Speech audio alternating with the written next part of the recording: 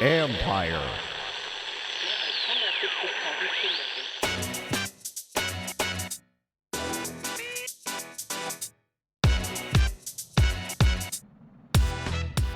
Championship weekend is here, so we're talking about the hottest team in the playoffs. What's up, everybody? It's Mike Jones. Welcome to another episode of the Football Jones podcast. You can read me at usatoday.com. Follow me on Twitter and Instagram at @ByMikeJones. And yes, as I said, we're talking championship weekend. AFC Championship coming up with the Tennessee Titans versus the hosting Kansas City Chiefs. I'll be at that game. And then out on the West Coast, we'll have the Green Bay Packers at the San Francisco 49ers. And really, the hottest team in this postseason is the Tennessee Titans. And so I wanted to talk to my buddy Turron Davenport, who covers the Titans for ESPN's NFL Nation. He knows them inside and out, and he's going to give us some insight on just how exactly this team is doing what nobody really expected. I mean, this team was 2-6 at one point this season. They make a switch at quarterback. They go on a run. Ryan Tannehill, the cast-off from the Miami Dolphins, the hapless Miami Dolphins, has come in, given this offense a spark to get them into the playoffs. And then now it's Derrick Henry who is just putting this offense on his back and carrying them. And Mike Vrabel, second-year head coach, former New England Patriot linebacker, is bringing winning ways to this team. So we're going to talk to Turron about how it's all falling into place and what their prospects are for this weekend right now.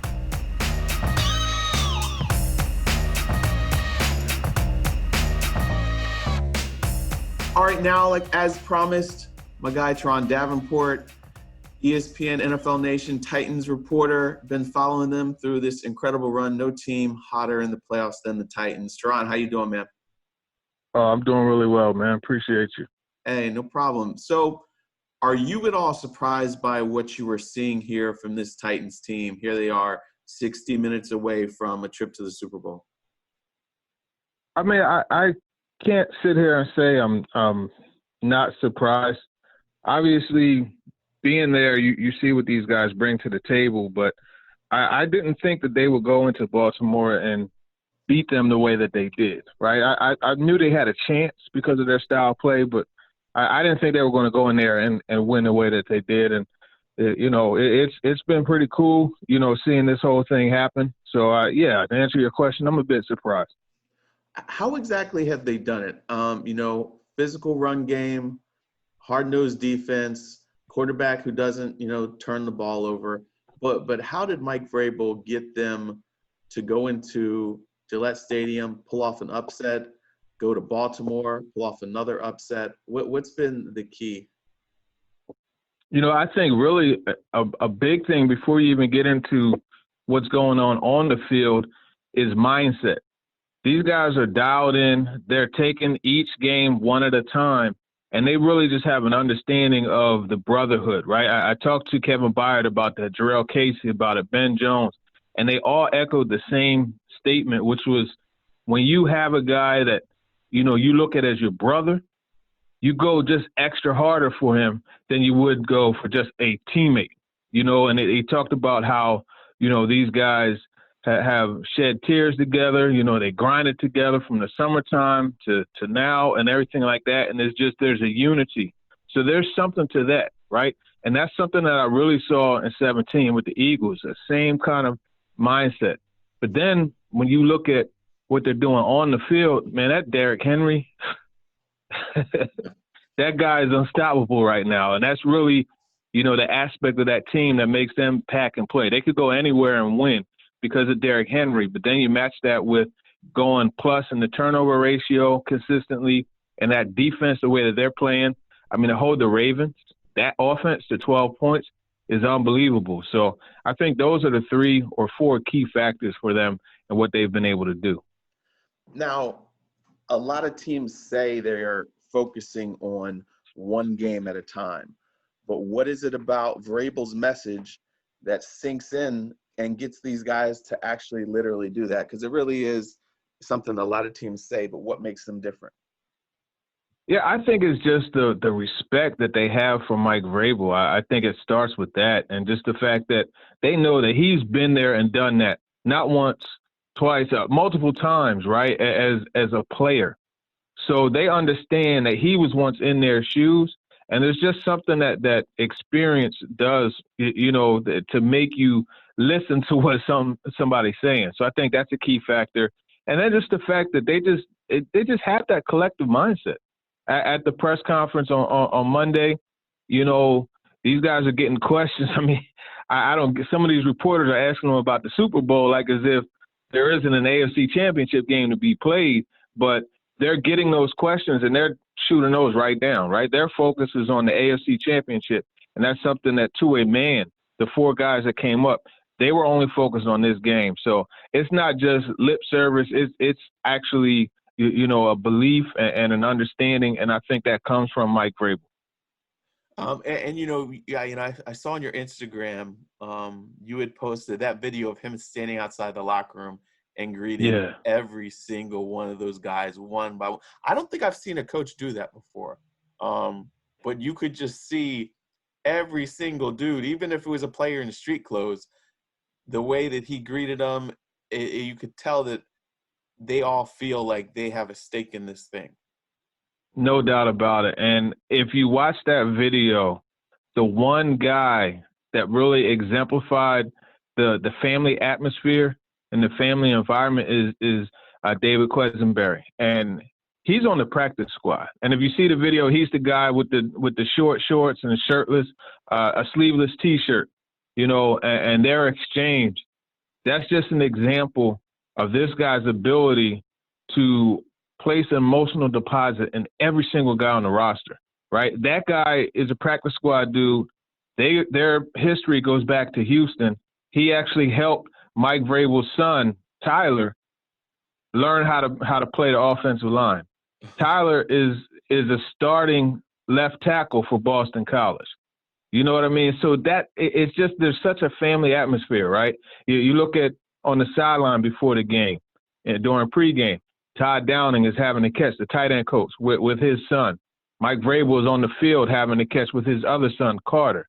It's a family atmosphere, and that's something else that really chips into the whole thing when I say there's a true brotherhood here, because these guys are not only invested in themselves, they're invested in each other and each other's families. It's really cool to watch.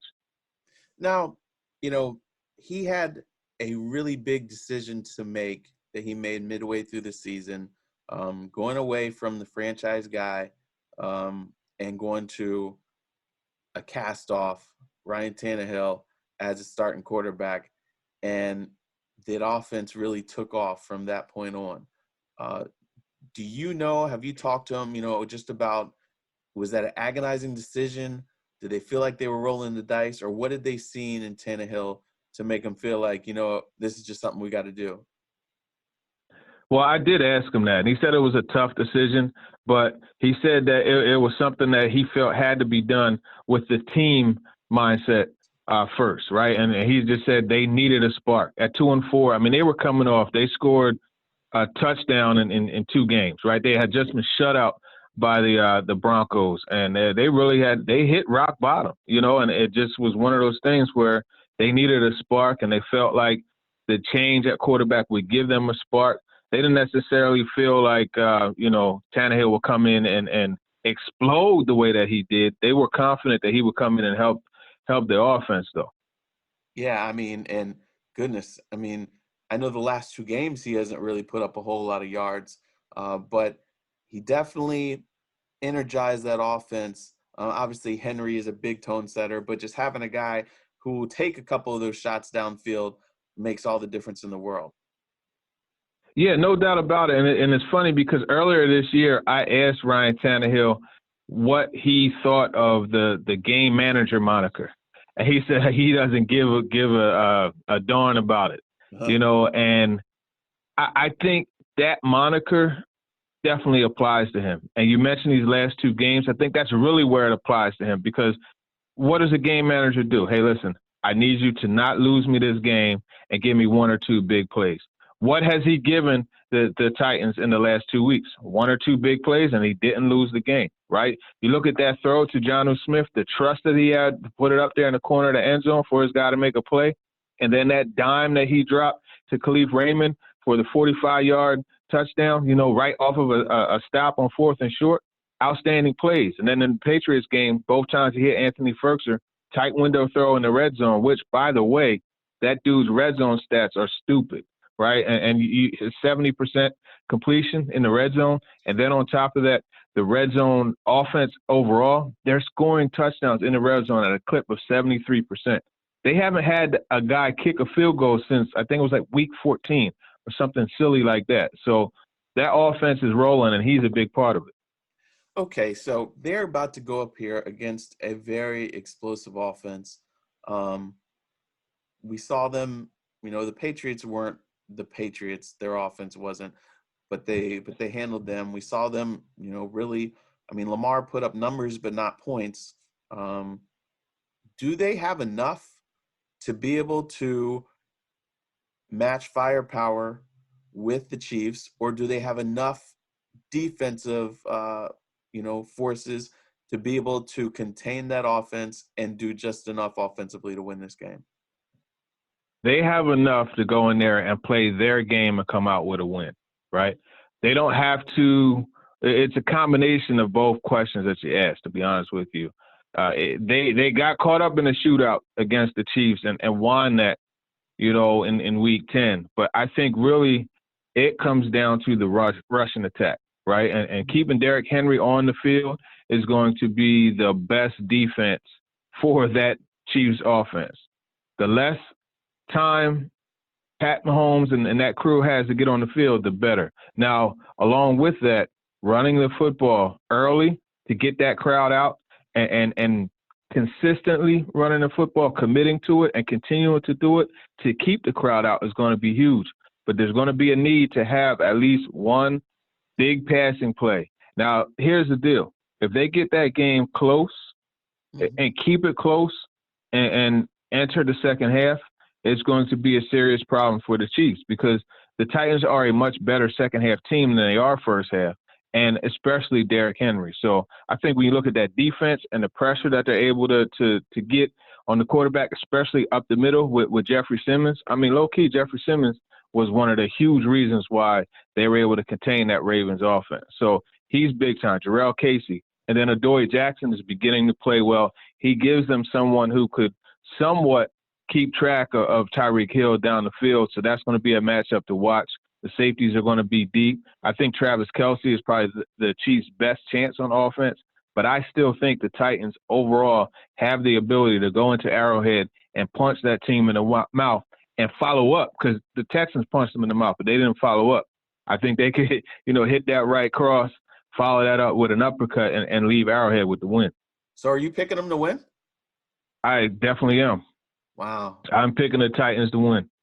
Okay. And that's not drinking Kool-Aid or anything like that. Last week I picked the Ravens to win, but it's just styles make fights. And I think this is a case where you have a team that's not built on physical football. This is a team that I think can, like I said, be punched in the mouth and have it taken to them. See, the Texans didn't commit to the run. They didn't run the football when they got the lead. And they had silly coaching decisions. I don't think you have that same thing out of the Titans. Gotcha. So is there anything about this Titans team that scares you, that you're just a little concerned about as they go up against this Chiefs team? Well, yeah, naturally. I mean, Tyreek Hill and Travis Kelce, I think being able to match up with them, those are definitely areas for concern because, it comes down to outside of Adoree Jackson, who can go downfield with Tyreek Hill. So now, are you going to have Adoree Jackson travel with him? Or are you going to play zone? You have to be careful with that. And I will say, again, Travis Kelce, the tight ends have traditionally given this Titans team a lot of work. So I think between those two, and obviously Mahomes, you know what I mean? So it's not so much what the Titans have that would cause reason for concern. It's what the Chiefs have. And in those three guys, because Pat Mahomes is the best quarterback in football. And, he showed how he could catch fire. And that dude catches fire and extends plays and does some of the things he does. He's very hard to stop. So, and I don't really – I feel like if they get the run game going, though, I don't know how they slow Henry down. Because he steamrolled the Patriots, and they're a much better run defensive team. They steamrolled the Ravens. Do they have enough? Yep. I don't know that that the Chiefs really have an answer for Henry. Yeah, and especially if Chris Jones isn't playing, that's going to be a serious problem. And Colin Saunders is a prospect that I really like coming into this draft, and I think he's a good player, but he's not Chris Jones. And then on top of that, this defense is going to be continue to be without Juan Thornhill. So there are some missing pieces there that I think will play a major role as far as this team's run defense. And like I said, man, I think Derrick Henry runs all over him, and I think the Titans win. Now, last time they did play, Mahomes 36 for 50, 446 yards, 3 touchdowns, but they still pulled out the win. Tannehill, 13 completions, 181 yards, 2 touchdowns. It's not crazy to think that Patrick Mahomes could still go off and this team could still get the job done. Right. That's true. He could definitely go off. And here's the thing. Dean Pease and his defense, they're going to give up yards. They don't mind giving up yards, but they hate giving up points. And Dean Pease has said that over and over again. He's willing to give up yards, but once it comes down to getting in that red zone, they try to tighten up. And that's what, that's the phrase for the team. So they knuckle down and they get a little bit, more, their defense gets better, put it that way. Okay. And that's something that I think should be noted, and that's something you have to focus on because they are pretty solid in the red zone scoring side of things, but they will give up yards. So to your point, yeah, Mahomes could definitely pass for 450, but how many of those 450 are going to lead to touchdowns? And I think that's really going to be the factor as far as the passing game against this Titans defense. All right, so you're going with them. You're taking the Titans, going to the Super Bowl. What kind of – that would just be a huge accomplishment, a huge storyline for Mike Vrabel. Even whether they win or lose in the Super Bowl, just to get them there after the start that they had would just be pretty remarkable, body of work. Yeah, it's a tale of two seasons, right? 2-4, 7-3, right? And then this playoff run. I think that's really the case. And you look over the last 6 weeks of the season, there are very few teams that were playing better football than the Tennessee Titans. So I think that decision to go to Tannehill and just everything coming together because you got the offensive line playing better, A.J. Brown doing what he did, and Derrick Henry is on a historic – only Adrian Peterson in that 2,000-yard rushing season, those 2 stretches that he had, those are the only times where a guy had a better stretch than what Derrick Henry has had over the last 8 games. So that says a lot. That's crazy. All right, man. Well, I am going to see you on Sunday. I will be there. Tell everybody. Yes. Tell everybody where they can find you, read all your good work. Yeah, for sure, man. ESPN.com. Just go to that NFL page, click on Titans, and you'll see what I have there. Follow me on Twitter at @TDavenport_NFL. You get the breakdowns, articles, everything on there. We have a podcast, Talking with TD. We actually go into the locker room with a player on the phone, and I just have a conversation with a player. It's awesome. You will love that. You'll understand the things that go on beyond what you see on the field. Just search that on iTunes, Spotify, Google Podcasts, Talking with TD. And we have a live show at the Game Nashville, ESPN Nashville Radio. It's called the Chase and TD Show, 6 p.m. to 8 p.m. Central Time. Good deal. Oh, and then on Instagram, you got your Instagram platform too. Oh, yeah, for sure. Yeah, Turron Davenport on Instagram. Look me up. All right, good deal. Hey, man, I really appreciate it, and I will see you on Sunday. For sure. See you Sunday, man. Take care.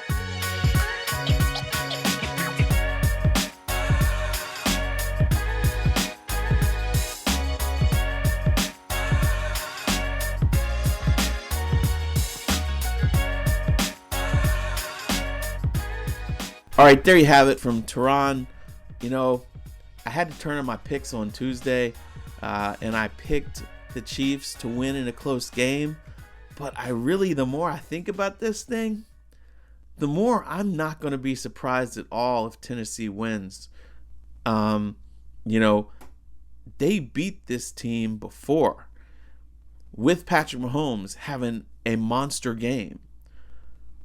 But they were able to have another monster game from Derrick Henry in that game. They played defense got the stops they needed.